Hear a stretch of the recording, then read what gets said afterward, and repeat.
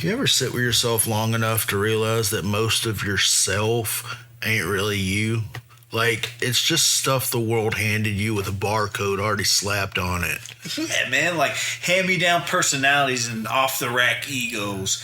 World told you who you are before you even had a chance to figure it out yourself.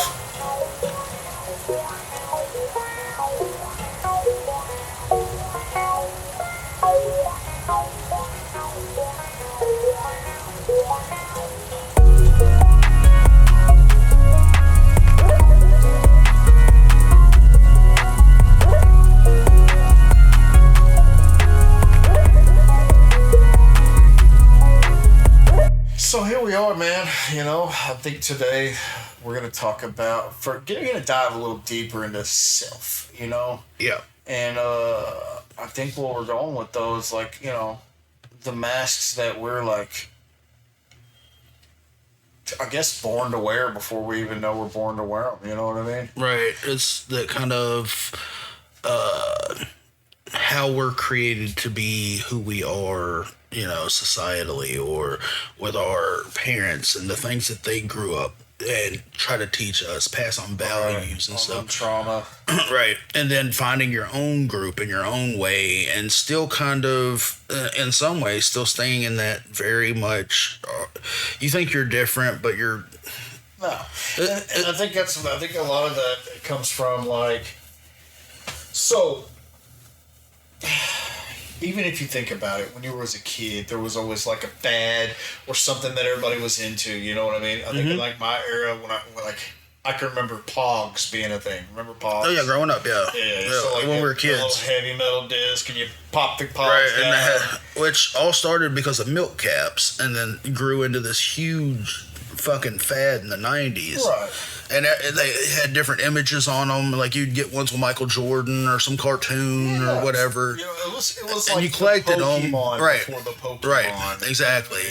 And it was kind of like playing jacks, but a little different. You know what I mean? It was more modern, right? It was Pogs, right? And it was very fun, but it was a trend, and everybody jumped on it, right? But you thought you were identical, or you thought you were unique because you had a really cool one that you particularly like the art style of it, and you're like, look how fucking unique I am because I have this same exact shape thing that you got, but mine's a different color. Right. So, or even when we were teenagers and we were, in our own cliques and groups in high school, and everybody you thought, especially with the people I hung out with, we were the misfits and the outcasts, and we're nonconformist, right? While conforming and wearing Hot Topic clothing. You know what I mean? So, biggest, I got it. Right? It's so ironic. It's like in SLC Punk, the only guy who's actually punk is the guy wearing the polo and shit. Mike, right? I think it was Mike. So I'm gonna really blow your mind to go even deeper into this. So all right, because I really haven't even came full circle with this thought yet. So remember yo-yos in school? Oh yeah. You remember going to a seminar where they had these people up there? I was about to say, in school they would bring the yo-yo guy. Shit with yo-yos. Yeah. And then everybody wanted yo-yos, and you were like, dude, I'm fucking the baddest yo-yo guy. I can walk the dog. Right. Look at the Eiffel Tower. You know what I mean? And way later learned what that meant. But at the time, we were still innocent, though. But here's the thing, man. The school enculturated us into that ideology, into that passion. Into that, they knew how to they knew how to get our goat. You know what I mean? 100%. That was their. And what about yo-yoing? Was it that the school was like, yeah, let's bring yo-yos back? But it just shows you how easily the herd mentality can be manipulated. Oh yeah, 100%. To think that you think a certain way, and if you really look at it, and we're gonna get even deeper for a second. I told you this was my thought camp, man. Right. But so we get even deeper into it. It's if you look at how the United States is set up. Mm-hmm. We're zoned. You know what I mean? 100%. The area that we currently reside in is something what we like to call the Bible Belt. Right. The South, the deep South. Right. And so we reside in this thing called the Bible Belt. And why is it called the Bible Belt? It's because predominantly more Christians live here, and the Bible thumpers, the heavy. And they're even lawmakers. They're even so. You could almost say everybody born into this area is either the thesis or the antithesis of the Bible Belt. Right. You know what I mean? 100%. So you always got to have an adversary. Right, You know, 100%. That's is what it is. Right. But anyways, so you got the antithesis, which would be like, I don't know, everybody that's not Christian. Right. Me growing up, like when I was a teenager and turned away from Christianity because I saw the hypocrisy and the stuff that I didn't really want to associate with, right? And I turned away from it, became that counter to it, right? That counterculture, right? 100%. So you look at this though, and like that's like the only two types of people that are like currently residing in this area. You know, it's all set up like that though. If you really like pull the magnifying glass back just a little, you know, take away the individualism and look at the herd mentality of where we are at, and you can literally break it down and like look at this and be like, holy shit, we don't even know if we really believe the shit we believe. Right, 100%. Because it's so ingrained in who you are and how you grew up. Because your parents took you to church, right? And you can look at it from, pull it all the way out. You know what I mean? Yes, we live in the Bible Belt, but if, let's say we go to the Middle East and the Muslims are raised the same way. They're taught from the early age. Or you go into China with, you know, people that follow Taoism or Buddhism or stuff like that. They're raised that way to believe those things. But how many of us are actually taking that step back and looking at it and saying, I don't really fuck with this idea? You know, it takes usually a hard fucking moment in your life to step back out of that comfort zone and look at it. I just think if you really look at shit, it just realize how susceptible to fucking just manipulation and we are. 100%. It's uncanny how easily fooled and led to believe, how easily you could rewrite a neuron pathway and create a fact. Well, that's the way it is with our news cycles, right? And so for the longest time, like I heard when I was in high school, Michael Moore came out with Bowling for Columbine, right? Which was a different look at the Columbine high school shooting, right?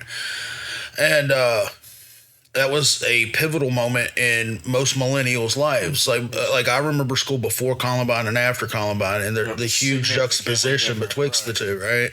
And it was one of those things that I was like, well, fuck, you know, like you weren't allowed to fucking, like you had to have a certain type of backpack, or you had to, you couldn't play like cops and robbers anymore and shoot at kids, you know what I mean? And like even that most innocent child, just, you know, like bang bang I got you kind of thing was taboo now, and also pre and post 9/11, right? And that's really when our media cycle really changed, right?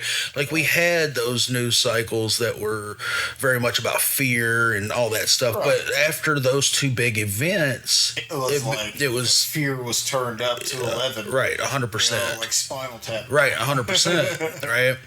And so with that turn up, Michael Moore put out his Bowling for Columbine, and he interviewed Marilyn Manson, who was getting a lot of heat and a lot of flack at the time.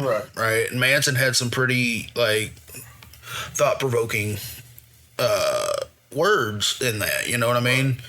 And like one thing, and I think that he was already controversial. He was before even the other stuff happened. Right, this more recent stuff. But he demonized him. You know? Right, they really did. It was almost like the Satanic Panic of the '80s had revitalized in the late '90s and early 2000s. Right, and he was the face of that. He scared every parent. I don't want my child to be that. Right? Why? Because he's questioning society. He's showing you a mirror of what you're seeing, he's right? blurring gender lines. Right. Doing a lot of stuff, right? The androgyny that he had, right. So he was really taboo already. And then he sat down and he had this really intelligent conversation. And he said, we turn on the news and it's fear, fear, fear. You go to commercial, and if you don't get the acne cream, the girl's not going to fuck you. And so it's all fear-based. It's all fear-driven. And I was like, damn, that's, you know, like really our society. Like we look at these media things and it's easy to go, oh, well, I watch MSNBC or I watch Fox News because I lean left or right. Right. And you're only hearing perspective from one said news source. Biased. Because it is. And that herd mentality, you fall into it. But if we're going to get really deep into it, but if you really look at it, 4 media companies own every newspaper, magazine, Correct. news station. Right. 4 media companies. Yeah. So that means that there are 4 perspectives on any situation. Exactly. And only 4. Right. You know, like And to that's it. find a middle of the road, which is what most people don't even vote because they fall so middle of the road that they don't want to fuck with either candidate, right? Right. And they're like, I hate both of these people equally. Like, Right. And it's easy to look at, this last election. You had Kamala Harris and you had Trump, right? And so with Kamala, the left liked her. She had this personality that they enjoyed. right. The right was like, I don't like the way she laughs. I don't like the fact that she does X, Y, and Z. And it's like, those are kind of pedantic. Like, It's probably complexion issue. let's go into the political points, because right now it seems more of a, I don't like this about this person, but none of them are policy based, right? Right. It's so easy to be like, well, I don't like Trump because of X, Y, and His Z. personality Right. is terrible. Right. But- And it is. He's an awful human being, but so to put him on a pedestal is crazy to me. I think And I feel that way about most politicians. You think what- shouldn't put these people on this pedestal, but we as a society feel the need to do We that. do, but you got to think now that politics are sensationalized. Oh, they've been They sensationalized, have yeah. been sensationalized, but it's gotten progressively worse. Right, in the this last- decade, yeah. You know what I mean? Like this Since decade, 2016, when it's been- Donald Trump ran the Right, first time, it's he been- really it's like- made it a media show. It's just a circus now. Yeah. You know, and it's both sides. It's not just Donald Trump. Right. It ain't just whoever the hell Right. is running. But he made it more sensationalized because he had all these negative things that people were trying to get out and be like, Not hey, only that, but don't if you vote for look him at, because like, of X, their Y, and news Z. And it conferences became a circus Yeah, and out if, of it. If you look at like the way that they actually filmed the new press conferences, Mm-hmm. and like now they're in the Oval Office, just sitting on the couch with like cameras all around, and they're recording the whole session, even like Right. the bloop outs, and it's like Right. because it's becoming a reality show. It is. and it's so. Anyways, but we're kind of getting off kilter here. You know, we're diving deep into Right. another. Going into the herd mentality. Right, that's what we're doing. So, Right. but I really wanted to drop a quote though before we got off subject where we're really at Right. with the social conditioning, and it's that the first half of your life is building a strong ego, and the second half is dismantling it. And that's Carl Jung, or Jung, whatever how you Young, I think it is. I've heard different pronunciations. I'm not really sure, but Right. and everybody should know now if they've been listening to our podcast who Carl Jung or Carl, who he is. Yeah. He is one of the founding Yeah, he's a big pioneers name. of psychology. Right. He is definitely a big name in philosophy and psychology and stuff like that. I hear him, I'll listen to Wisecrack and stuff like that, and they talk about him a lot, and the Jungian philosophies and stuff like that. Yeah. He's got a lot of wise stuff, and I'm sure there's some shit that I haven't seen, but I'm sure there's a lot of shit. He gets kind of fringe. That's what I'm saying. That's why. If you really get into his research, yes, he had some strong Right. foundation level, things that he implemented into psychology, and that people today will forever use it. Mm-hmm. But he also had some really fringe ideology, especially when he started hanging out with Timothy Leary and Ken Kesey. Right. Which we're going to do an episode about those guys, Ram Dass and all those Right. guys from that era of the psychedelic. It's crazy how Right. they get into some psychedelics and all of a sudden they're like, man, screw everything. Right, yeah. This is life. You open your third eye and see Right. past the bullshit, right? It's like, dude, it blows my mind because this guy had dedicated his entire life to studying the mind, or not even like the brain, but the mind. Right. And he gets really fringe towards later parts of his life. Well, it's easy to dive in because, with us talking about self, right? Yeah. You saw how easy it was to go off into how much we dislike politics as a whole, right? And that's a part of who we are, right? because that's who we've built ourselves to be. The rebel. Right. We have to have some kind of counter fucking conversation to everybody's point, right? And that's kind of who we've been most of our lives. So think about this. Do you even really feel that? Like, I do, yes. I feel a need to be a devil's advocate from time to time, right? And like one of my first podcast ideas back in 2016 was I was going to call it Devil's Advocate because I was going to argue anybody's point, and I would have people on. Like my idea was I would invite people on to argue a point, and it didn't matter what the point was. I'd argue counterpoint to it, right? And I was like, this is a great idea because I love to argue the devil advocate, right? Yeah. Well, I understand that. Like, you're for euthanasia or you're against it. And I will argue the opposite, right? Not saying that I believe in these things, but I'm going to make a strong argument for it, right? And it was kind of like this thing I was doing with Kayla the other night. Where I was talking to her, and I was like, she works at a rehabilitation place, and she was telling me about some of the stuff that she hears and, you know, some of the stuff that people have done. right.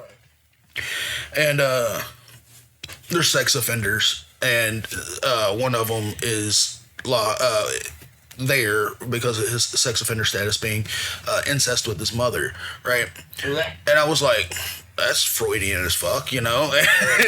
But I was like, there are 3 things in that sexual realm I can't justify, and I won't try to justify, right? Pedophilia, incest, and fucking animals, right? Right. I can't fathom a reason or argument for those things, and I can come up with an argument for anything, right?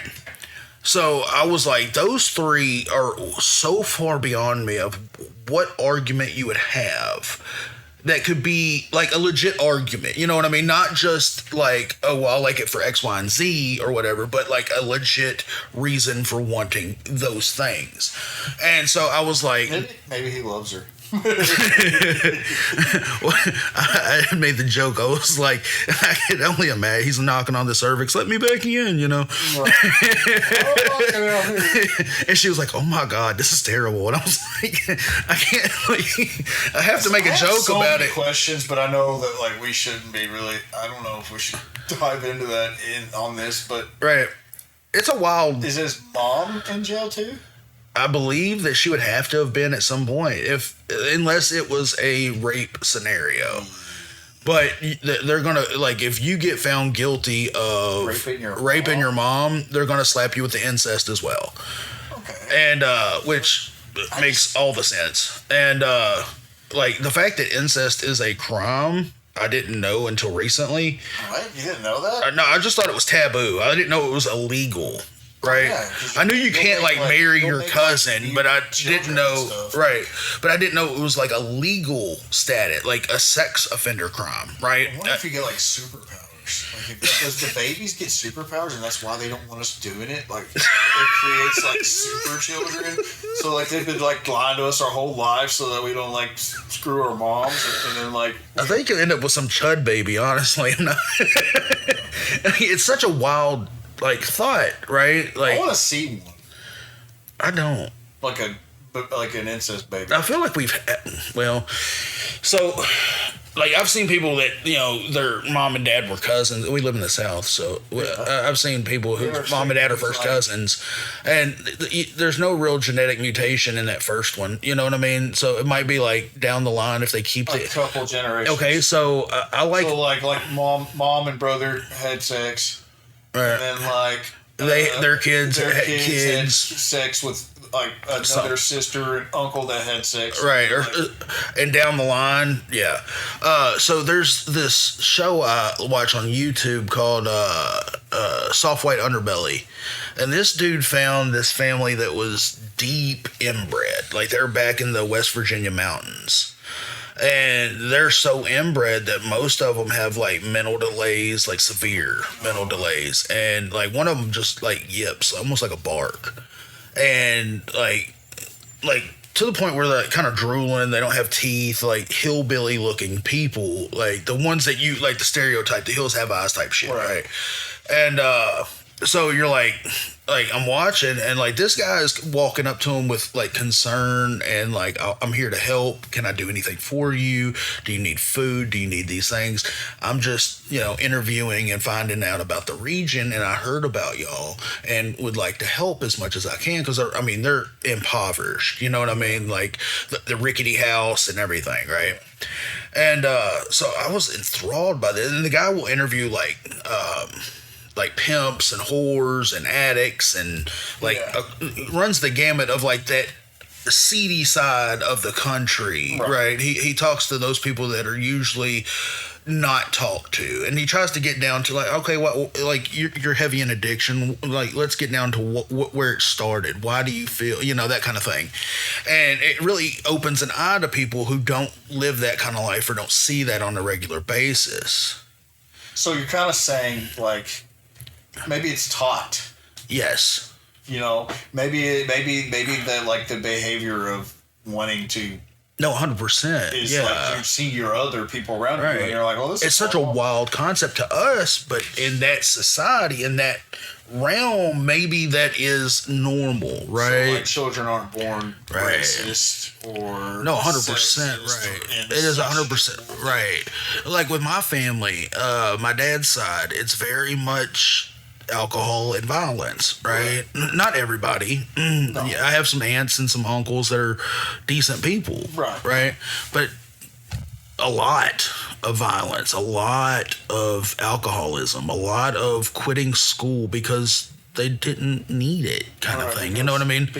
And it's down south Alabama, and nobody gave a fuck at that time. You know what I mean? Yeah. So societally, yes, they were kind of outcast. Yes, they were kind of the fringe of society, and they were looked down on by the uppers, right? But it still felt right to them. It still felt comfortable because it's their region, and it's just like I get what you're saying, right? Like that was their norm. You know what I mean? Like, and that's like, so that kind of lends into it with like my mom's family.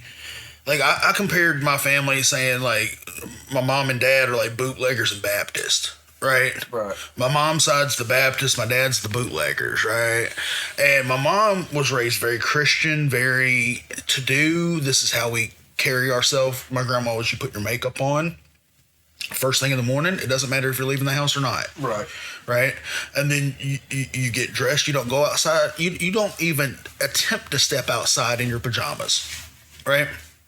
And you make your bed. I went to the store in sleep pants one time, and my grandma called me and was like when I got back home, she was like, I heard you're at Walmart in sleep pants. And I was like, yeah, of course.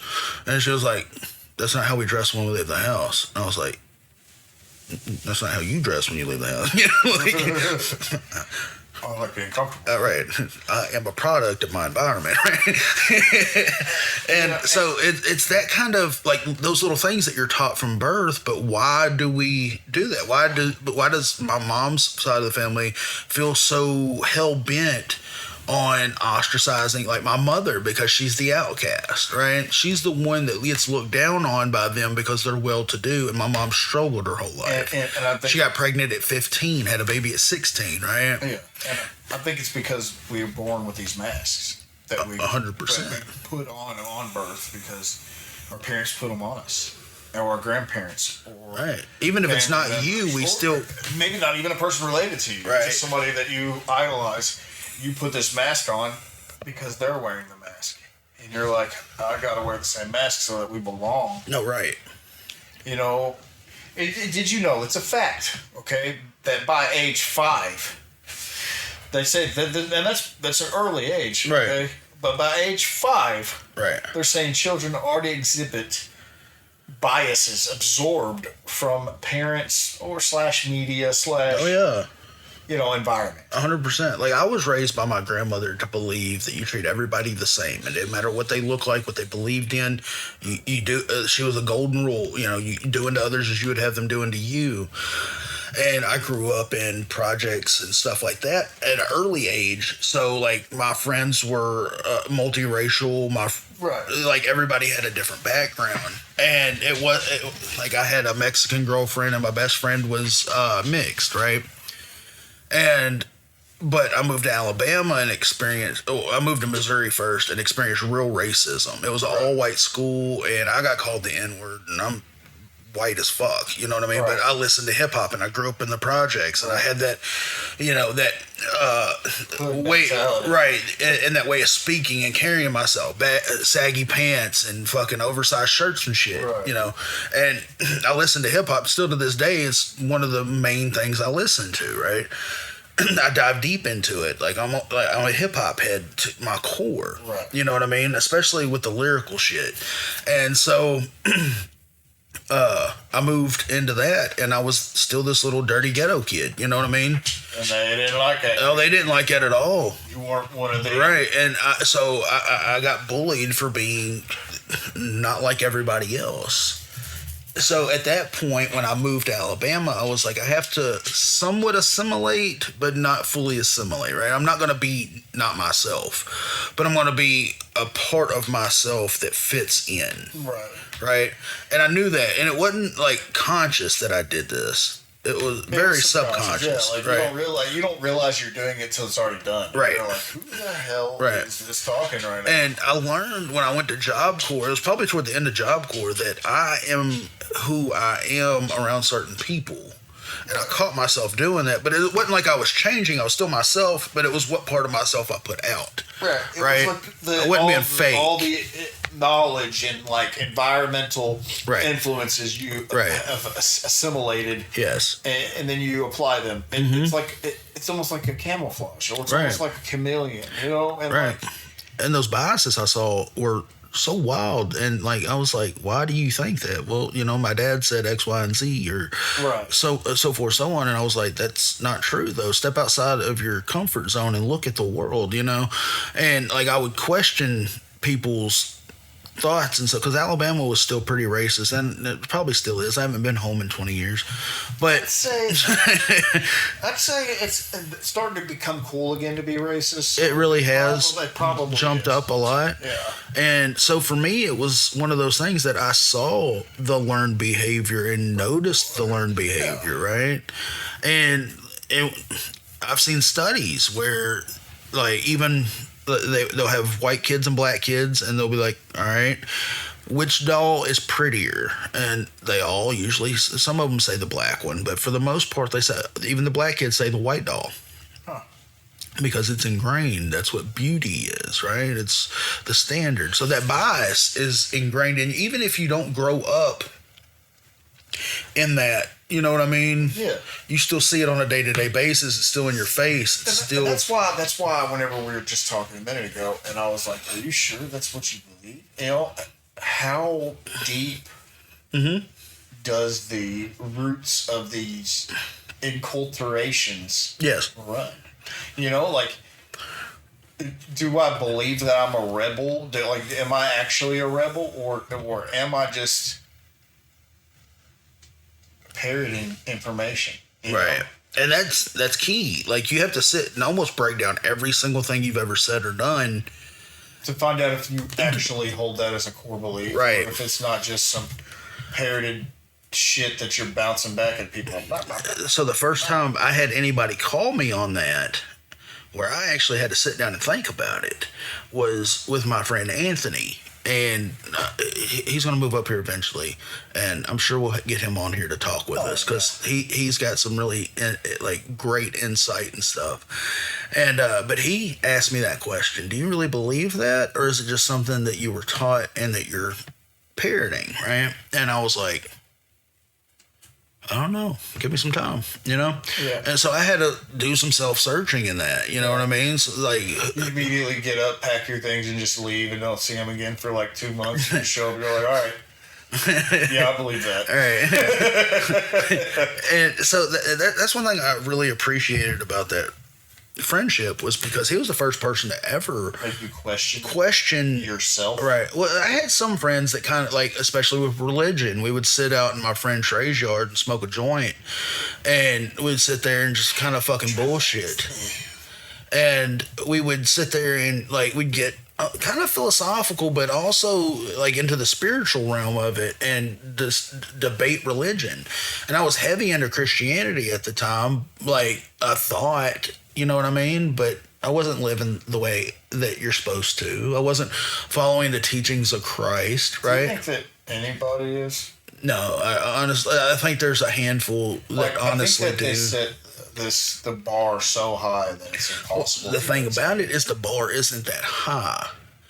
What's high is the societal standard that got set. Yeah. Well, that's, Christ didn't set a high bar. all right. And if you follow the teachings of Christ and do what he asked and love your neighbor, treat people as you would treat yourself, that's not a hard ask. That's pretty hard. Why is that hard? Do you hate yourself? Because I'm a piece of shit. Right. You know what I mean? Right. And that's the issue most people have, right? That's where it really comes off the rails because, like, Turn the other cheek. Fuck that. I'm Right. gonna fucking punch you. and that's the quickest and easiest answer, right? You let your rage take over in that I mean, moment. I can't be a I don't bitch. know, but every right? fight that I've ever been in, if I would have just not punched them, I would have got beat up worse. So I have a counter to that because I've been in a fuck ton of fights, and I've had my ass whooped tons of times, and I've whooped people's ass tons of times, right? Right. I have one fight that sticks out, and I was 13, right? Uh-huh. And I was pretty cool with this kid that I went to school with, and me and him were real tight. Cool enough to not fight him. And that's the thing. He came up to me.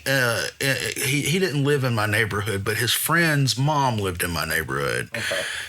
His friend's dad lived up the street from him, so he came over to his friend's mom's house when he came over to his mom's house, and he was in the projects I lived in, and so he sends Caleb to come get me. And he's like, hey, man, come, hang out and bullshit. And I was like, all right. It's kind of weird because Caleb didn't usually come get me. You know what I mean? Like, Caleb wasn't the guy that came to hang out with me. Caleb would be around, but I wouldn't hang out with him for, like, it wasn't just like me and him usually. Yeah. And so I was like, all right, cool, whatever. So I go outside, and then Jay pops out from behind this fucking car, and he's like, yo, I heard you were talking shit. And I was like, no, I wasn't talking shit, And this is one of those moments that stick out, and I think it's because of my core beliefs at the time, right? I wasn't talking shit about you.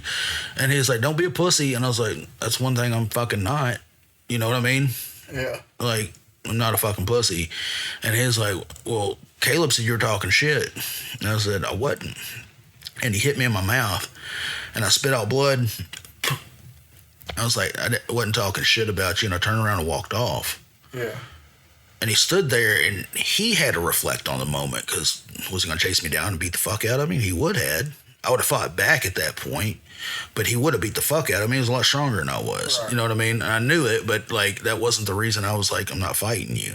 Like, I thought we were friends, and I wasn't talking shit. So I guess in a scenario like that, then yeah, maybe that turn the other cheek thing did. It did, because we ended up tighter in the long run because of it. Brutal encounters where people, they just like you have to fight. To fight you. Right. There's nothing you can do. Right. Nothing you can You've say. tried to talk your way out of it. Nothing's working. Mad at you.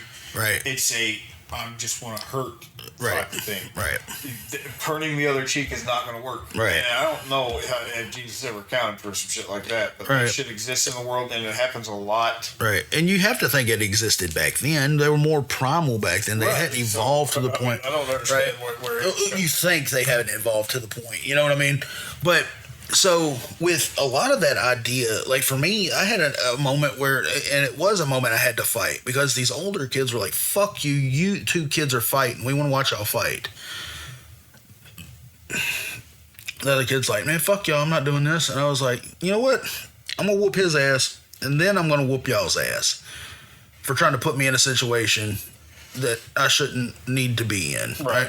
But I like to fight back then, so it was kind of like, all right, let's do it, right? Right. Joke's on them. Right. So I chased this kid down, beat the shit out of him. His babysitter comes outside. I'm telling your mom. I was like, fuck you, bitch, tell her, And so I run back down there, and they're like, man, you crazy as fuck. And I was like, yeah, now it's y'all's turn. And they're like, no, fuck you, kid, man, you crazy. We ain't fucking with you like that. And I was like, no, fucking let's do this shit. Like, I'm ready. Like, we can do this one-on-one, you know what I mean? I'll take all you on one-on-one. And that, I was just that kid that had that fucking need to fucking show and like be violent, you know what I mean? So that was kind of who I was at the moment, and I've done a lot of getting away from that. Like I'm not even close to that 30 days, but not anywhere near what I was. I think we all kind of evolved. I mean, if you didn't evolve, then you aren't a human. Right. Well, we've met some people. You know, there's some people that They're still haven't. evolving, whether it's perceptible or not, to us. Yeah. Because we already have this set ideology of them. Because you build the perception. Because like there's a million different versions of you in a million different people's minds. Because Correct. they create a different image of you. It's still you though. But it's 100%. it's their image of you, And that's one thing that I struggled with is knowing who do you know me as, right? Like, do you still have that same connection to me that I feel like I might have with you? Right? And not everybody does. But there are those off, like, sometimes people don't even remember you, right? Yeah, that's You didn't leave that kind of impression, You right? know how many people have came up to me and they're like, "Stuck," and they're like, "What's up, man?" And I'm like, "Dude, I don't even really know who the hell you are, man." Right. I don't tell them that because there's probably nothing that hurts worse than pulling up on somebody that you're like, "Dude, this person was memorable in my life," and then you realize that you were not even. 100%. Yeah. You were insignificant in theirs, And it's so, like... And I'm like, "Oh, yeah, man. Dude, I ain't seen you in forever. You're Right. doing good. Like, when's the last time we saw each other?" And they're like, "Blase, blase." And I'm Right. like, "Yeah, dude, we had such a fun time." Yeah. Yeah. I had, if I go back to Alabama, last time I went back to Alabama, I had 5 or 6 people stop me in Walmart. And they were like, "Bro, I haven't seen you in so fucking long. You remember that one night?" And I'm like, "Yeah. No." And then, like, I had my son's mom with me at the time, and she was like, "Who's that?" And I was like, "I don't fucking remember." And she was like, "Damn, for real?" I was like, "Well, I was drunk a lot, so I don't want to leave it on that person." Right. You know what I mean? I was fucked up. I was a fucked up teenager. You know what I mean? I do not remember a lot. And so she was like, "Oh, okay, that makes sense." And I was like, "Yeah." I was like, "They could be really cool. I could have partied with them a lot. Not a fucking clue." Like, just, fucked up. But Let's just get out of here. but all of those things that make us who we are in those moments that those people meet us are who we were kind of raised to be, in that one, society, and two, with our families, right?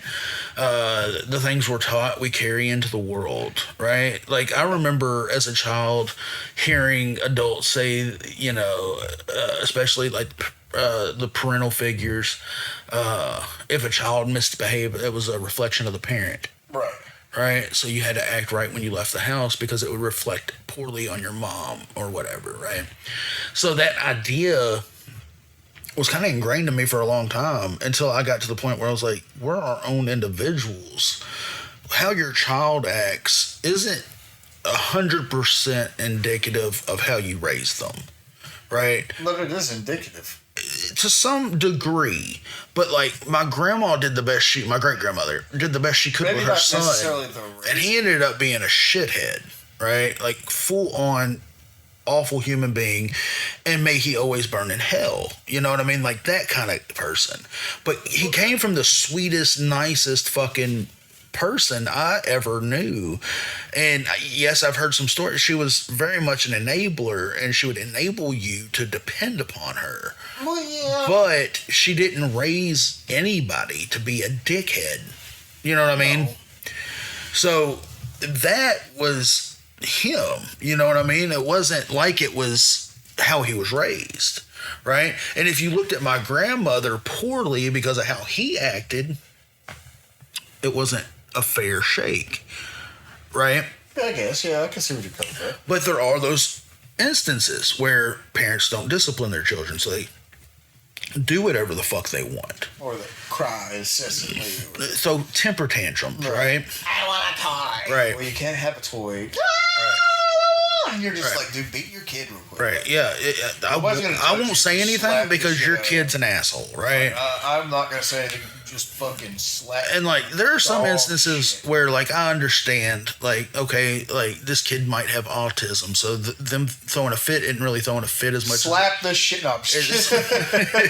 as much as it is a meltdown. It's not like it's so it's very much basis like individual basis is that I look at situations, but I know that everybody doesn't do these things right because society dictates. Society dictates. Yeah, it tastes awful. Yeah, I said society dictates. My bad. That we view things the way they want us to view it. Like swearing is a bad thing, right? Swearing? Saying fuck, shit, damn, cunt, hell, whore. Yeah. My boss gets on to me. Right? Exactly. And why is that? Why is this word? He don't cuss at all. Like, seriously. Right. Like, he'll say, like, cock. Like, that's, like, the worst the cuss word I've ever heard him say is a cock. He won't say dick. He'll say cock. I don't know why. Weird. That's weird. I've heard people that don't cuss and they'll say piss. Right. Like, but he does not cuss at all. Like, and not even a little bit. Right. It's like it's not a what do you call it, a show put on for people. Right. Like he just does not cuss. Right, but he was taught that aversion to those words. Right. And Right. then I'll be out there like fuck shit, goddamn, fuck you, bitch, Right, fuck right, shit. right. Yeah. You know what I mean? See, my great grandmother didn't cuss at all, except for when the Braves were playing baseball and losing, or UK basketball. You know what I mean? I did hear her cuss Rick Pitino when he left Kentucky, went pro, and then came back to Illinois. Or Louisville. He went to Louisville. And she called him a Benedict Arnold and every damn thing else.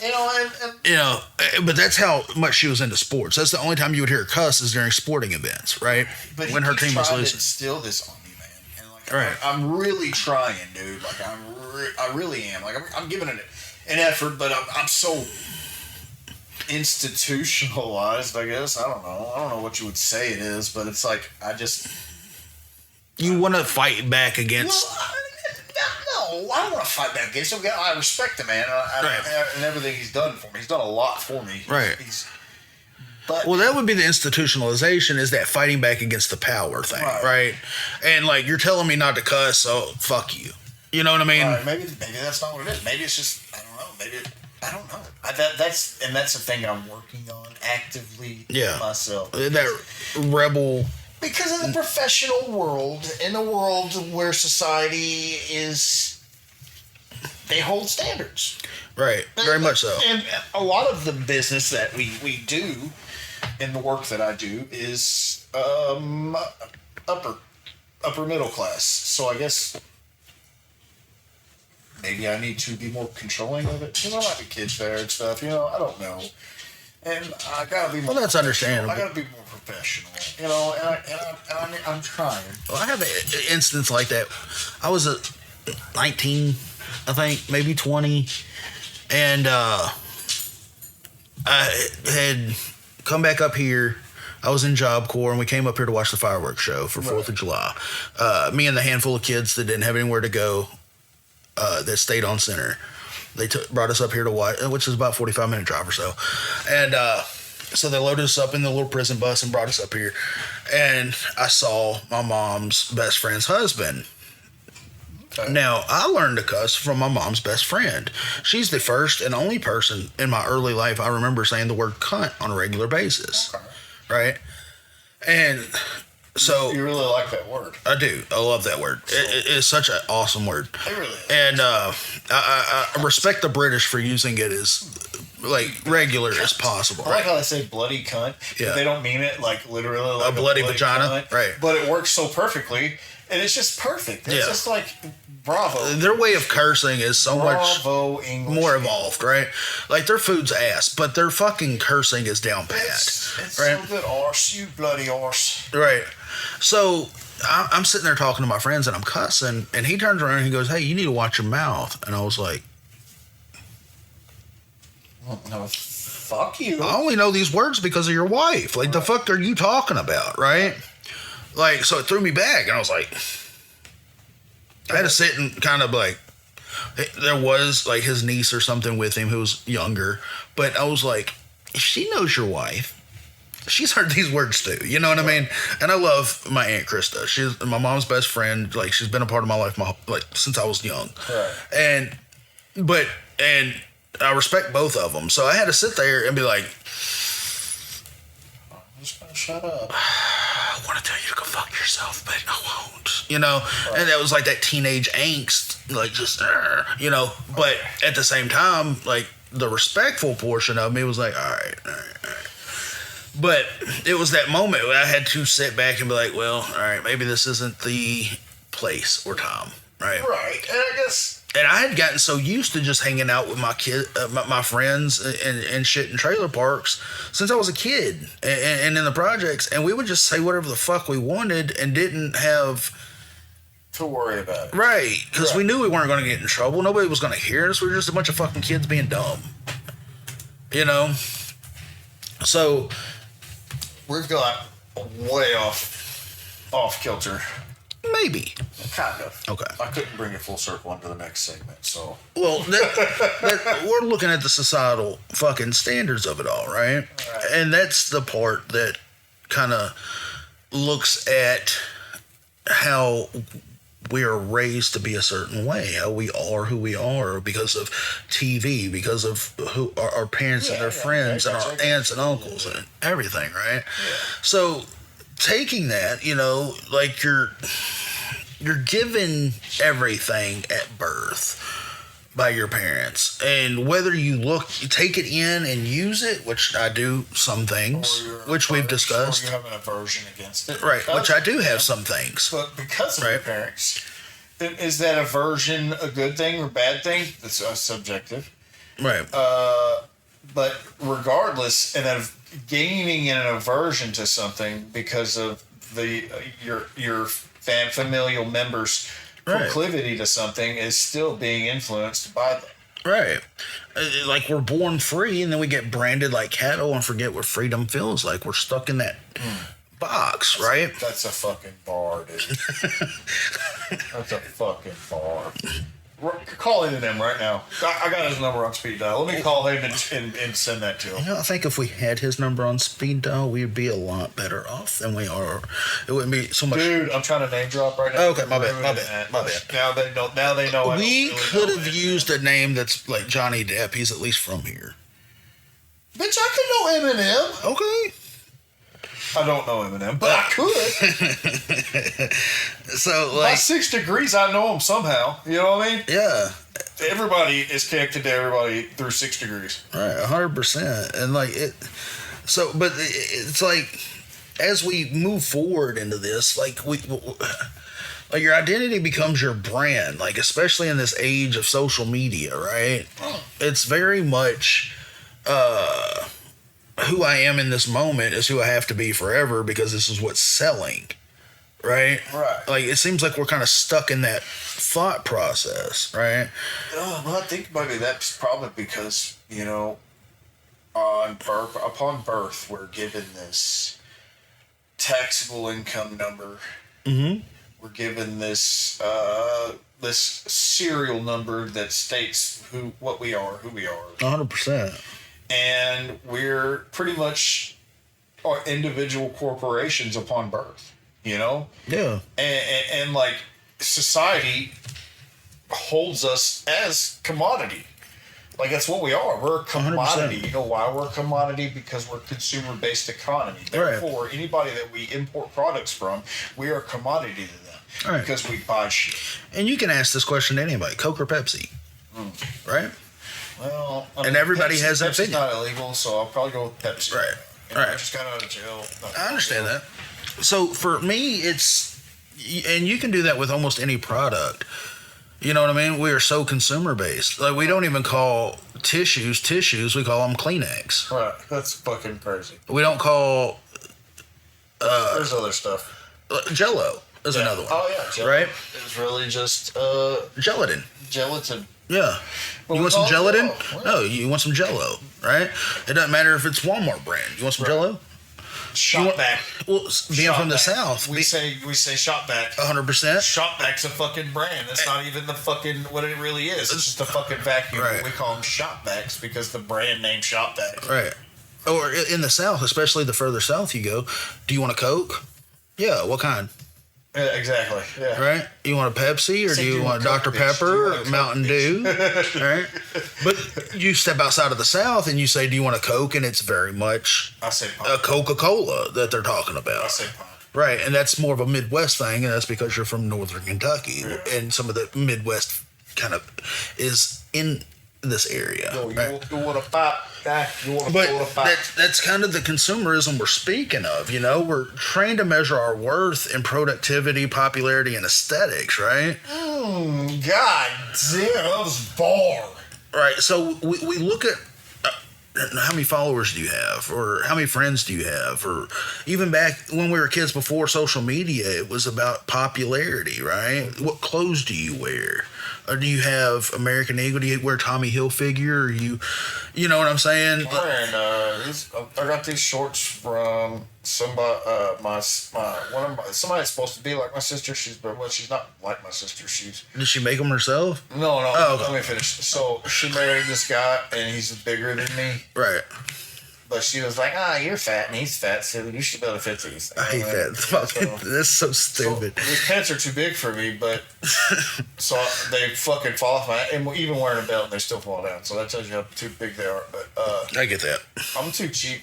You know, I used to give a shit about appearance because I used to be a drug dealer and You kind of had a to. thug and all this shit. So Right. I like more expensive clothes and Right. jewelry and Right. shoes and shit. Now I don't give a shit. Like I'm wearing dirty ass clothes right now. I don't care.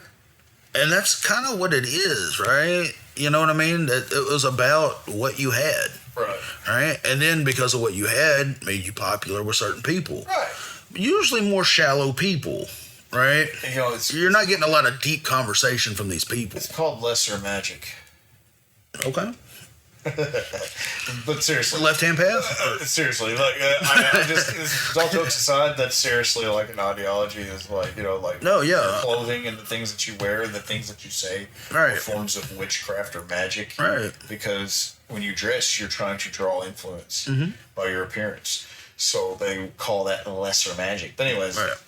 But I mean, and then coming back into social media, starting with MySpace, right?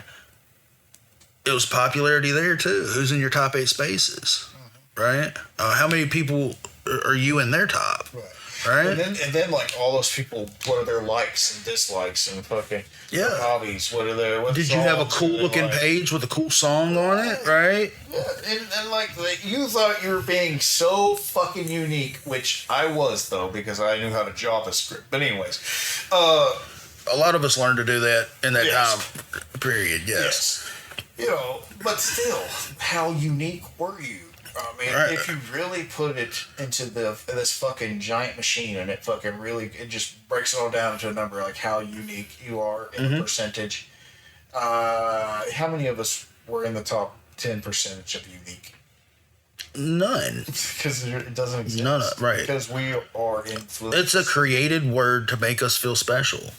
Did you know that Right. the people you hang around, you subconsciously take parts of their identity and create it as your own? Yeah. Because that's just what we do. You're just emulating something else you've seen. That's what we do. Like, Right. It's a natural thing that we do. Well, even for me, I thought the way that I speak from time to time was unique. Like, I'd never heard anybody do it before. Right. I started doing research here in the last 5 years or so and found out that it's just because I'm bipolar Right. and that many bipolar people do it. And I was like, oh, so I'm not special. And that was hard to fucking grapple with because I thought that was my personality. Redeeming personality. Right. I thought I had a special personality. And in a way, I kind of do, but it's not As unique to just me, right? And I think that's what we have to really kind of understand is that we're so busy trying to divide, to become this sovereign individual that is unique to themselves. Nobody else is like us. We dedicate our entire lives to that. But the true destiny of man is to unify, Right. not divide. And I blame society for this cross signals that we have now. The divisive behavior Right. we've become accustomed to. Well, that's all because of if you pick a side, like eat football, right? You picked a side. Yeah. And you can use just a simple analogy of your favorite football team and the rival, right? It's the same thing with nationalism or my religion or my neighborhood or... And I think what we really got to understand and we really got to come to realize is that, like, I mean, we are a community, a global community. Right. Because... we don't see ourselves as one anymore. Tech has... Dude, have you been, like, really keeping an eye on, like, this tech explosion we've been having recently? Like... I will say, kind of. I keep somewhat of an eye on it, but it's not like I'm like fucking heavy into it. We are on the cusp of some crazy stuff, all because of this quantum computing chip. I'm not going to dive all crazy deep into it, but I'm just... the point is, though, what was the point that I was trying to get at? Now that I lost my train of thought, son of a bitch. Dick riding? I don't think so. But, no, I don't remember now. It's gone. I lost it. But anyways, society, football teams. Oh yeah, I remember now. I don't really... So...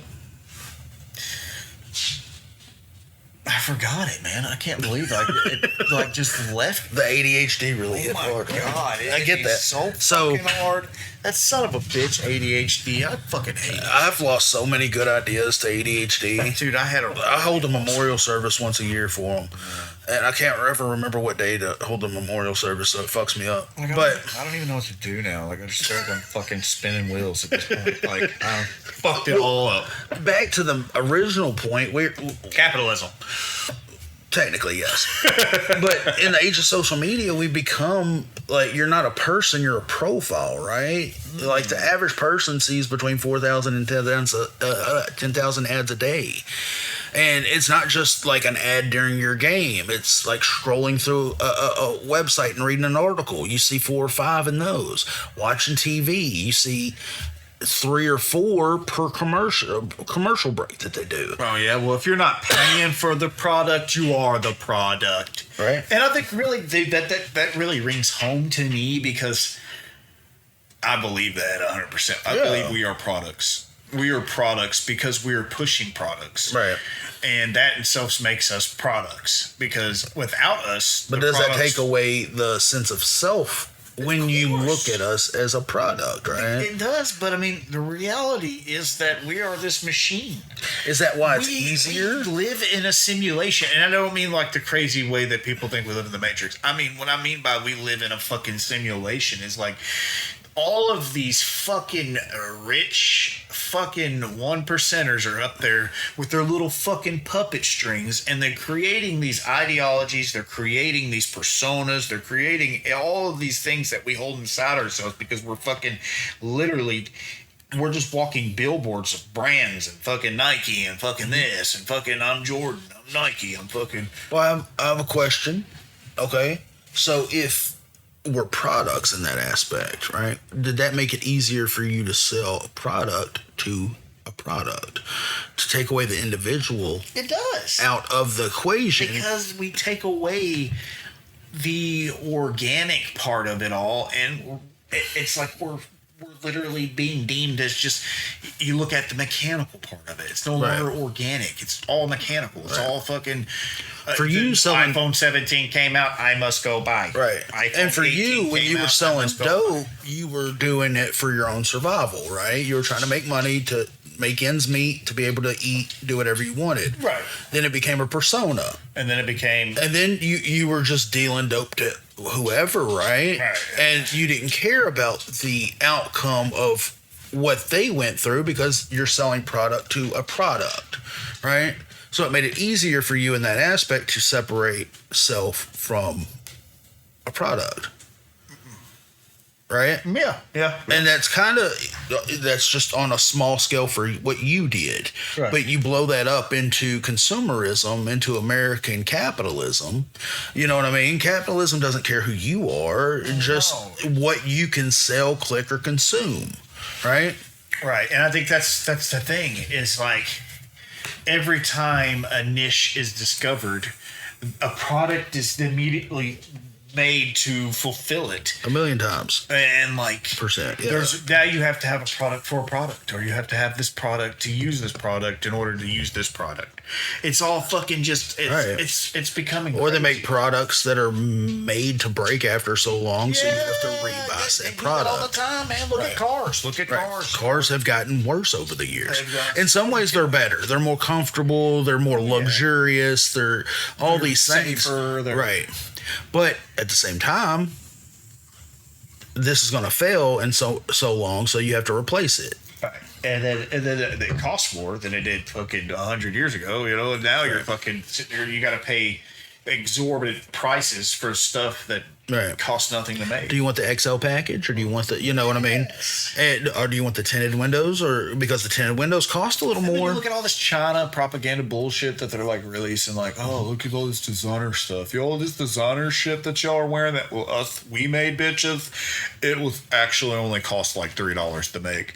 So you've been just like lining these rich people's pockets just so you could have a taste of feeling rich. Right. And it's like, dude, wow. I heard Fucking somebody say wow. one time that it was on a show. They said, "What is more important, being rich or feeling rich?" Right? Feeling rich, obviously. I mean, Right. Because that's what we do. We do things to make ourselves. Everything we do is centered around the feeling.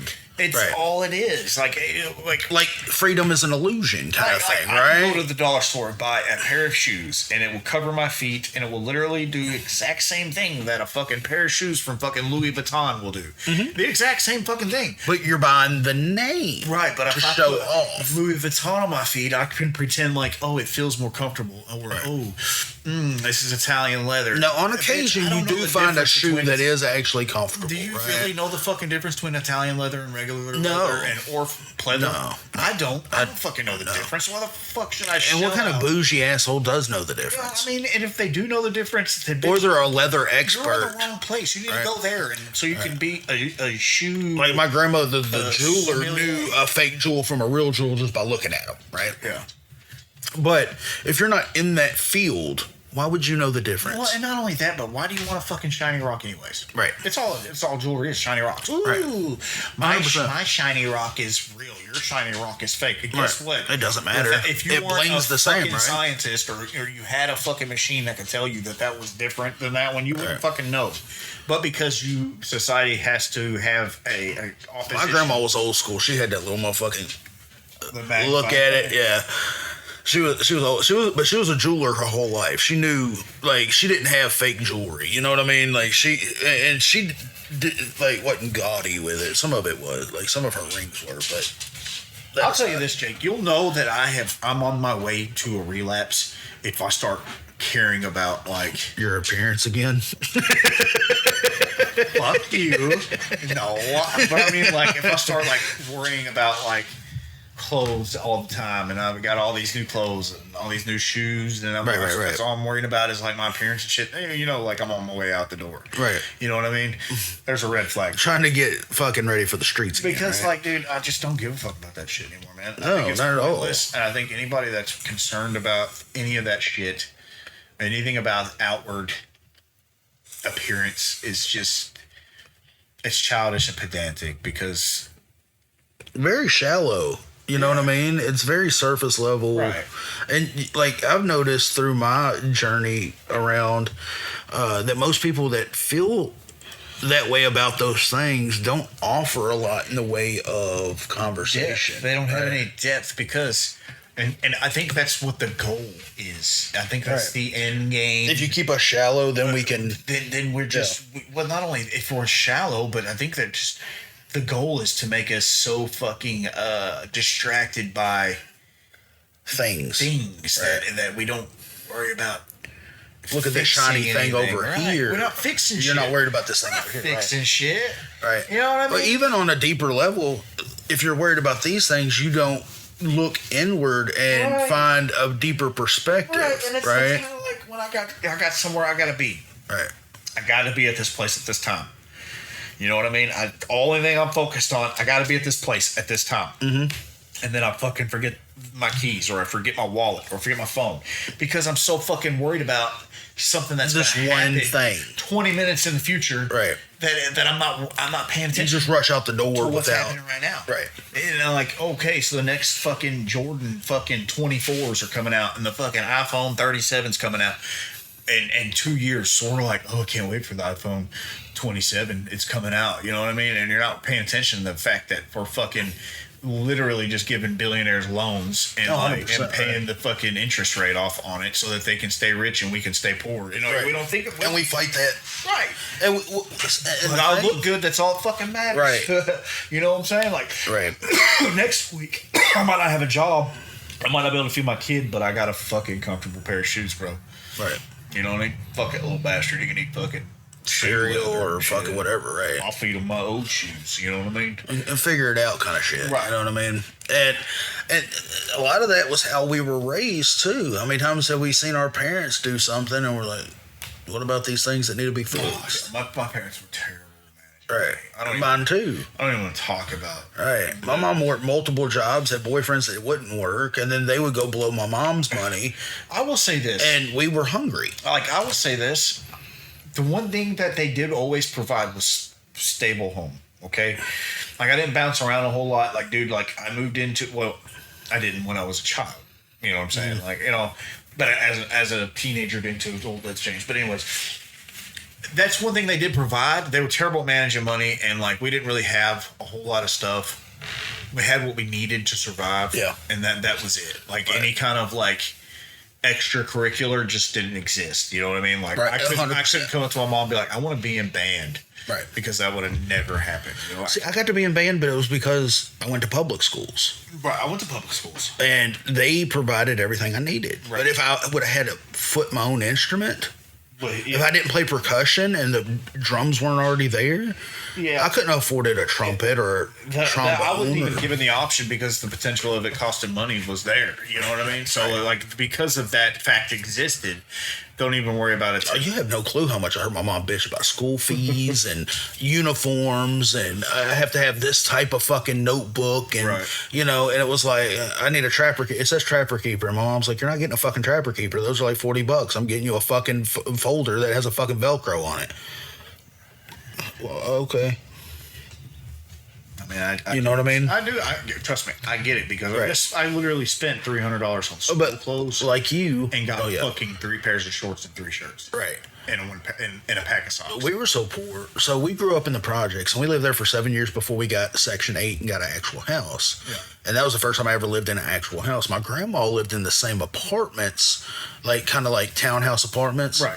in a decent neighborhood next to the Y. And so with her, she lived there from the time I was a baby all the way to when the tornado hit in 2000, and she had to move. And that was, you know, one of those difficult moments because she wasn't there anymore. That was like permanent residence. I knew that place was there. I knew no matter what happened at home, that was there. It was always and then there. it was gone, right? Yeah. And so, like, Trust me. that was that stable home. And, like, living in the projects for 7 years, we lived in 2 apartments there. And we went from a 2-bedroom to a 3-bedroom. And that's the only reason we moved then is because we were getting a larger apartment. But for the most part, we had a stable house. And then when I got older, like teenage years, we bounced around a whole lot more. Yeah. And, but with that kind of fucking, like, for me, I grew up not, I guess, appreciating the consumerism the same way most people do because I didn't get to take part in it. Right. Well, that's what I'm saying. As a kid, I got like fucking. I remember this one time, and I'll remember this to the day I fucking die. My mom took me to this fucking store. I don't even. It's called Chic. The store was called Chic. Okay. And she got me these shoes for school. Okay. They were girl shoes, women's shoes. All right. The tongue had pink wording and it said chic. Okay. On the tongue. And like, they were fucking like, think like fucking 50-year-old dad shoes. That's what they look like, but they were Right. women's shoes. Right. It's the most embarrassing thing in my life. And like, I remember fucking, I remember kids coming up to me and be like, "What kind of shoes are those?" And I'm like, "They're chic. It's French." You know what I mean? Like trying to talk these. Trying to play it cool, trying right? to do anything I fucking could, but it like fucking man, it broke me down, dude. Like, damn, man, these fucking shoes, man. Like, Mom, fuck, why you hate me or something? Right. But I couldn't, she broke. I couldn't help that, Right. But I fucking booed. For me, I went to the eye doctor, and I've had to wear glasses since second grade. Right. Right, first grade, and so we'd go to the eye doctor, and I bounced around eye doctor to eye doctor depending on what my insurance would cover at the time. And we were so poor, I was on government fucking medical, right? So I'm standing there, and the lady at the fucking eye doctor was like, "This is the welfare glasses over here," and she said it loud as fuck, and I was like, "You raggedy fucking bitch, watch your fucking mouth," right? I lost my mind. I fucking went off. My mom's like, and I was like 8. You know what I mean? And I'm going like, how dare you? Right? And my mom's like, he's got a fucking point, bitch. Like, this is your fault. Like, I would say something, but you fucked up. You know what I mean? And so Just called him poor, like. right. So I get these fucking glasses, and all they had was like these Jeffrey Dahmer style fucking looks. You know what I mean? Trust me, I got a pair in my room right now. Right. And so I got into a fight, and I won the fight pretty quick, but I threw the glasses on the ground and stepped on them. And I went home. My mom's like, "What happened to your glasses?" I got in a fight, and they got broke in the fight. No, she was like, "How many times have I told you we don't have the money for extra glasses? You're going to have to go without fucking glasses until I can afford to get you more, because you're only allowed so many, like one pair of glasses every 2 years." Is it 2 years? Now it's 2 years. I don't remember what it was Is then. it 2 Yes, years? every 2 years they'll pay for glasses now. Yes, asinine. Because I have an 8-year-old that wears glasses, and she is not gentle with anything except for maybe a puppy. And so she broke her glasses. And Grim wants to question that. Luckily, it was at the end of the school year she broke her glasses, so it wasn't like she had to go forever long without her glasses. But we just recently got her glasses back. But it's fucking crazy that it's not like they're broken. Fix them. Do something. Can we do something? I can't afford a new pair of these glasses, right? Right. Luckily, I found Zenni Optical, and that's where I get my glasses. Not a sponsor. But this is not a what do they call it? Sponsor ad? Yeah, Something like that. yeah. But I'm not a that's social media Right. influencer. But that's the whole thing behind it, right? The consumerism of it. I remember as a kid, I wanted Tommy Hilfiger so bad because it was what was popular in the late 90s, early 2000s, right? My mom was like, "What do you want for Christmas?" "I want Tommy Hilfiger." I can't afford Tommy You know, like Hilfiger. gay people. Right? It's crazy, isn't it? Or black people. It's really weird. Well, that was actually a lie, I believe. I don't think that was true. Anyway, I don't know 100%. I'm not going to speak I on don't know. I heard it from a gay person, so I don't know if I believe that. They know all about fashion and style. it. Right. Well, the thing is that I just wanted Tommy Hilfiger. Everybody was wearing it. It was the popular thing at the time. Right. Right. Especially I said that because you're gay, and I knew that. especially in that hip you hop. didn't like you wearing this stuff. Right. Right. No, okay, sorry. It's fine. Like, you can make fun of my sexuality all you want. I don't care. Funny. I know. You have moments. I try. You have moments. Maybe maybe cut that. I'm just gonna shut you down because you're making fun of my sexuality. Maybe cut that one out. I don't want to get canceled already.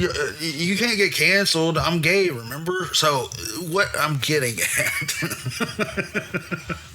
is that's all I wanted for fucking Christmas was Tommy Hilfiger. My mom was like, "I can't afford it." I was like, "Well, I don't fucking know what I want then." You know what I mean? Right. She got lucky. She went to the Goodwill and they had some Tommy Hilfiger, and I got a yellow Tommy Hilfiger bucket hat and some fucking jeans that had the Tommy Hilfiger fucking loop, hammer loop on the side. You know what I'm talking about? Yeah, baggy and everything. So I was like, "Ooh, I got it made in the shade now, right?" Yeah, I'm gonna go to school, be I did go to school in this, and one of the rich kids goes, "Those look like the clothes my mom dropped off at the Goodwill." And I said, "You motherfucker. Who gives a goddamn fuck where I goddamn got it? I got it." You know what I mean?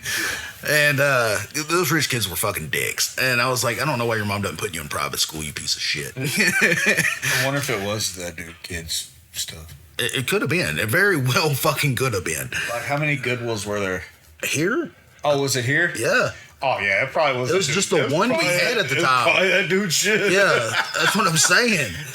So when he said that, I was like, he probably had his name on the tag, and bro. shit. Like, his family was wealthy, so they would go buy brand new clothes and take them to the Goodwill. So you would get brand new fucking clothes for dirt cheap, right? Well, that's pretty nice. That was nice of them, Well, but they parents raised are a nice. dirtbag piece of shit kid. I got in a fight with that kid, and his parents are the only reason I didn't get suspended. That's nice. Yeah. They're like, we know our kids are douchebags. Yeah, that's 100% what they did. Because I got in a fight with that kid because he was constantly picking on people. He was a bully. Yeah. Well, we're like, yeah, we know he fucking sucks, man. I mean, here. And that's what it was. And they told the school, they said, if he gets suspended, we're pulling our funding from the school. And they were like, you know what? Let's talk about this. And luckily, they couldn't get a hold of my mom. You know, because if they could have got a hold of my mom, I would have been fucking beat, bro. But, that kind of gets us into the last segment. We're going to speak a little bit about religion, tradition, and institutional roles as they are, which we've kind of talked about a little bit. You know what I mean? And so for many people inherit belief systems without ever questioning them. Right? We talked about that, right? Yeah, I mean, It's we 100%. definitely went over that, Right. Because I mean, it's 100% who we're told we have to kind of be, you know, and what we have to believe in, right? And that's why I don't understand the point in arguing over religion, because you are who you were told to be in that situation, right? Most of the time. sometimes. So religion, when distorted, reinforces shame-based identity. You know. Yeah. And I think that holds true because, like, if you look at, like, what's a good example without getting canceled? What are those things that Middle Eastern or Muslim women wear? What are those? The things? burqas. Okay, burqas. Yeah. I feel like this is not a shot at any Muslim religion or anything like that because I don't know enough about it to even really speak on it. So I don't think that's what I'm doing here. Understandable. But what I am going to say is that I have seen several instances where women have came out saying that they don't like wearing the burqa because they feel like it's shameful for them to be a woman. Right. You have to hide 100% of your body. Right. And, kind of like a nun wears their... and again, this is non-biased. It's neither good nor bad. I don't know. I'm not involved in all that. But this is from the word mouths of women who feel that way. You know? Right. And it is what it is. But I feel like that is an example of shame-based identity based from the distortion of an ideology, or maybe that's just the ideology. Who knows? You know, I don't know. Right. Well, like it kind of goes into the societal labels, right? The way patriarchy kind of rules over most countries, right? It's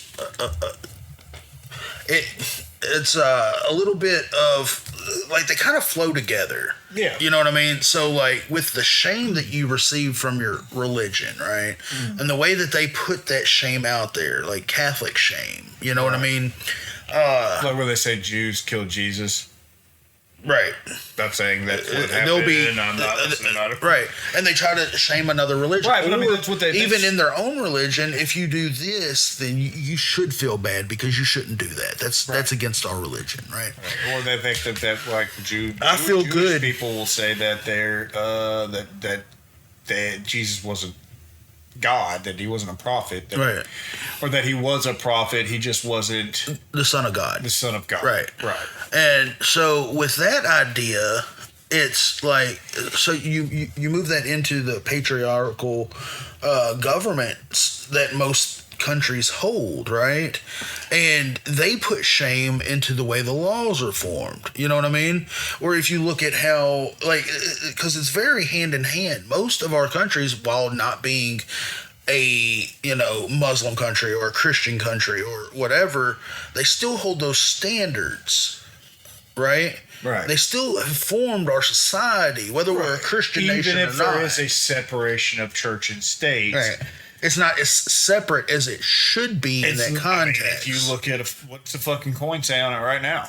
In God we trust. But Okay. don't we stamp our God in God we trust? I'm just saying. Consumerism. Right. Our God is the almighty dollar, right? I mean, is it not? Who knows? I feel like our religion is whatever's going to manipulate enough people into voting for that person. But anyways, And that is the political right. standard. Like, I mean, I just feel like, you know, hey, God bless everybody. God bless. This is Donald J. Trump. I just want to let everybody know that I really appreciate all the work we're doing. And, you know, God, he's all here with us right now. And he really wants all of you to vote for me because, you know, I'm his buddy. Right. I'm his best buddy. That's what they call. He calls me. He says, "Hey, Donnie J. Hey, check us out, Donnie J. This is me, God. I just really want you to win the election." There, Right. I don't know. And you can go into that with Mitt Romney, or you can. It's very prevalent in the Republican Party. Well, I didn't even mean to really. I just said Donald Trump because I know, like, he's the president at the moment. And like, that's the only voice that I could Right. make that everybody would recognize that I was being Donald Trump. Well, obviously, but if you look at the Republican Party, they really lean onto the Jesus thing, Yes. right? Yes. If you look at certain figures, right? But if you look at the Democratic way, they're leaning on everything they can. Like, Right. They're like, Well, they don't lean on the religion as much. it's on because everything though. But they do though. They do. The Republican Party. They do though because they use Muslim religion like they do. Oh, well, in that way, yes, Yeah, but you they're know not what I mean? saying like Like- Allah. Or no, right? no. It's not like that but kind of they're thing. still using it as Right. like a tool. A manipulation, right? And I was getting into that. So with Republicans, they lean into that religious aspect, right? And they don't care what party you're a part of. They're gonna, well, what religion are you? Right. Do you worship my God? Right. Barack Obama's not a Christian, even though he came out and said he was a Christian. He went to a Christian church, right? So, but your name's Barack Hussein Obama. You can't be Christian. That's Muslim. Right. And it's like, well, I'm black and white and grew up in Hawaii, you know, and I moved to Chicago and became, you know, whatever. So it's that kind of mentality where, well, what God do you worship? Because I need to know that. Or with the other side, you know, are you an ethnicity that is not white? We want to pander to you, right? That's the Democratic way. We're going to pander to you, right? While not doing shit for you. No, you're not white. Dude, we got all of these programs and benefits that we Right. can give you right now. And that's the thing. They want to pander to their constituents instead of helping the constituents. That's my point. And they're selling the product. They're selling the product to the person that will buy it. Democrats are like, okay, so we know that Christians hate us right now. You know, because we really like what the gays are doing, and we really like for them to keep voting for us. So we're gonna be, you know, pride this, pride that, and we're gonna take on the pride mask. You know, or that happens so fucking frequently that, like, how many times have you seen Target or Starbucks or whoever put out rainbow fucking everything? yes, right? and that's what I'm saying. And do they I don't give think money to these anybody- organizations, or are they just profiting off of the look of the movement? I don't think anybody knows what the fuck they really even believe. And I think Because corporations don't have beliefs other than money, number one. because, like, you know, if you look at the labels that everybody throws around, man, American, Muslim, Christian, Black, white. black, white, Right. gay, straight, Right. you know what I mean? Like, womanizer, feminist, you know what I mean? Like, there's just 100%. all labels for every fucking Every thing. single thing. And if you can Like- slap a label on it, it becomes a product. Right, exactly. Right? That's so- It needs a barcode now. So we have barcodes. Right. We got them when we were born. So really, how do you find self in this society, right? How do you find yourself when you're just considered a product. I don't think you do. I think that's the point. I think the whole point to all of it is that you don't find self in others. Right. I think that's the point. I think the problem is that we have others in itself, and we're getting distracted by the others thinking that's self because we're always around others. And I don't think anybody ever really has the inflection period that's required in order to know self without others. Right. It's one of those things where we feel it's like it's not about like the a left or right thing. It's a real or fake thing, right? It's this. If I'm who I am and I figure out who I am solely, right, and I make sure that I stand at that standard of who I am because I have based everything, I've taken and cherry picked every little thing and built the person I am today, right? At that point, consumerism doesn't really affect you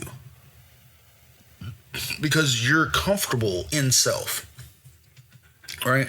And that's something we all struggle with on a day-to-day basis because we're told that whatever you are is taboo. Right. One side's going to tell you, right?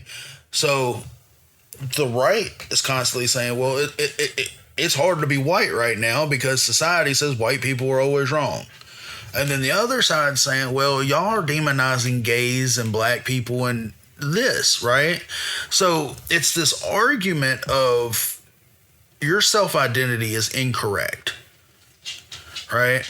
But when you find yourself and you put yourself in that moment, right, you've taken yourself away from the bullshit, and you know you're comfortable with yourself, right? You don't have to worry about what these people are saying or selling, right? And that's, I think, where we need to be. But to get there, everybody has to, in a way, to use a popular term right now, become woke to the system, right?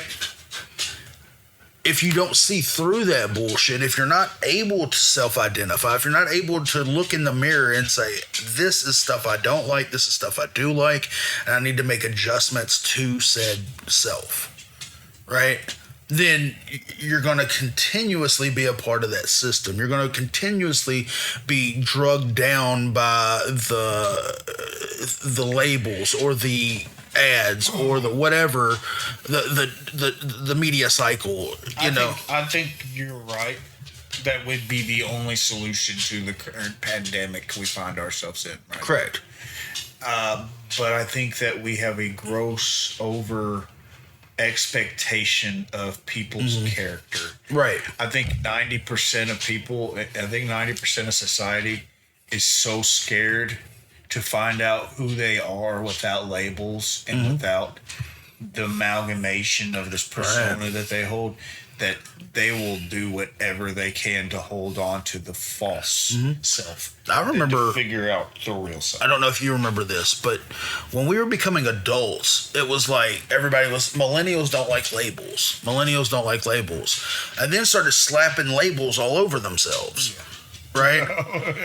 And I was like, that seems counterintuitive. You know? I don't like labels. Call me this. I don't like labels, but,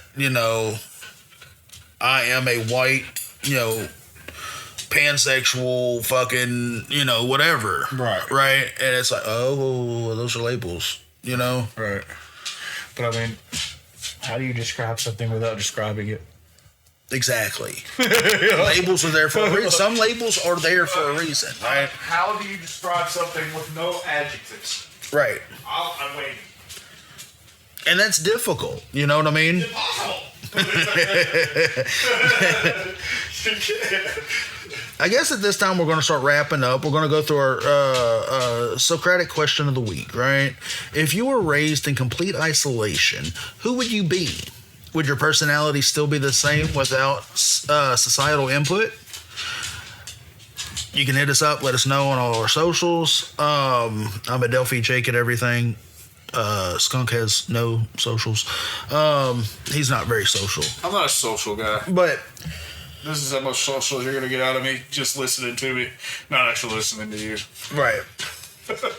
So I guess that kind of wraps us up for the week, and next week we're going to get into another episode of Self, and we're going to dive deep into that, and hopefully it's as enjoyable as this one has been for us. That's been a good one. I've really enjoyed this one. Yeah, I think I think as we start to slowly find our voice in this, we're getting more comfortable with the format, and like I said, we're going to start adding some stuff in and doing some different stuff and trying to like play around a little bit. And I'm gonna kill my dog so that we don't have him distracted. No, we like the dog, but he's not really a distraction. He just makes clicking noises, and I try to do my best to minimize that in the background for y'all. You'll know if it worked or not if you hear him. If you hear him walking around, you'll hear his little clicking from time to time. Maybe that cough. I don't know. But we'll do our best. Grim's a good kid. Old Fairy Tales over there. He wants to go outside. That's what he wants. He does really bad. Yeah. So I guess this is my time to shine. Thank you guys for listening. We'll see you next week. Have a good one.